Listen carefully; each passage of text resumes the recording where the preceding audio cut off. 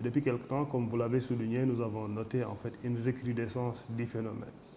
Donc, à mon avis, cela peut s'expliquer par cette volonté, ce désir d'ailleurs des jeunes Sénégalais qui ne voient pas en fait l'horizon.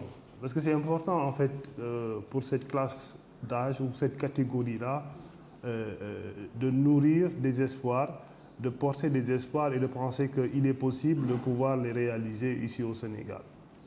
Mais quand en fait les horizons sont bouchés, ces jeunes décident sur eux-mêmes, sur la base d'un projet qui est assez souvent un projet personnel, voire familial, d'aller vers l'Eldorado en quelque sorte, c'est-à-dire vers l'Union européenne, les pays de l'Union européenne.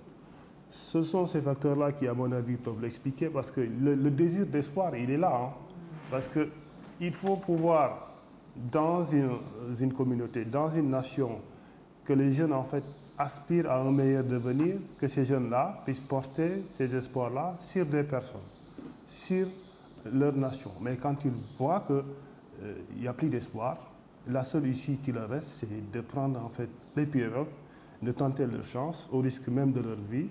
Et c'est ça qui, à mon avis, explique cette recrudescence-là. La société a une part de responsabilité assez importante.